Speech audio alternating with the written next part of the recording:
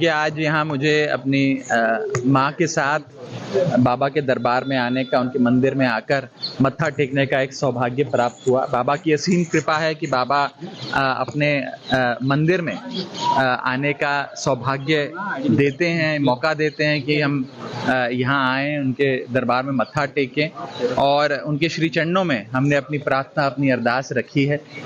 बाबा महाकाल, मैं हर साल प्रयास करता हूँ कि वर्ष में कम से कम एक बार मैं ज़रूर बाबा महाकाल के चरणों में आकर अपनी प्रार्थना रखूं, मत्था टेकूं और सबकी सुख शांति के लिए, सबकी खुशहाली के लिए, समस्त देशवासियों की तंदुरुस्ती के लिए बाबा से प्रार्थना करूं। तो आज भी मुझे यहाँ आने का मौका मिला। बाबा की बहुत कृपा है, असीम कृपा है और बस बाबा ऐसे ही अपनी मार्गदर्शन, अपनी कृपा, अपना हाथ हम सबके सर पे बनाए रखें, हम सबके परिवारों पर बनाए रखें। तो यही मैंने प्रार्थना करी है और यहाँ आकर एक अद्भुत अनुभव होता है। हर बार जब आते हैं मन को शांति मिलती है, एक दिव्य अनुभव हर बार होता है और वही आज हुआ। तो बस आप सबका भी बहुत बहुत शुक्रिया। जय जय बाबा महाकाल। थैंक यू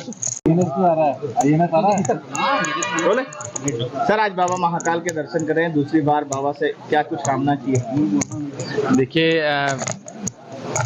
भोले बाबा के दरबार में जाकर आज एक अपने मन के भाव बाबा के श्री चरणों में रखने का आज एक मौका मिला, एक अवसर मिला। यहाँ उज्जैन में बाबा महाकाल के दरबार में आकर मत्था टेकने का मौका मिला और यहाँ जब भी आते हैं बहुत शांति और एक डिवाइन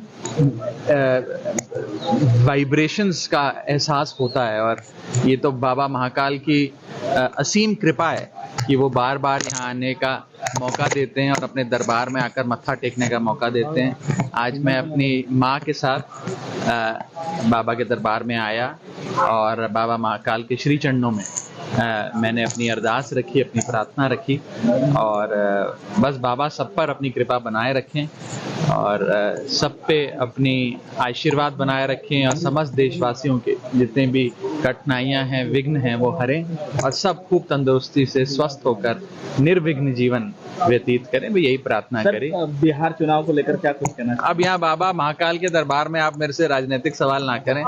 राजनीतिक नहीं, पर अभी भी मैं, जैसा कि आप जानते हैं, मैं मंदिर प्रांगण में खड़ा हूँ और अभी राजनीतिक टिप्पणी करना यहाँ पर उचित नहीं है। मंदिर के बाहर मिलेंगे तो खूब राजनीतिक चर्चाएं करेंगे और अब वैसे भी संसद का शीतकालीन सत्र शुरू होने जा रहा है जिस पर खूब राजनीतिक बहसबाजी होगी, खूब चर्चा करेंगे। लेकिन आज का दिन मेरे लिए, मेरे परिवार के लिए हम बाबा को समर्पित करते हैं और ये दिन ही क्यों, पूरा जीवन बाबा को समर्पित करते हैं।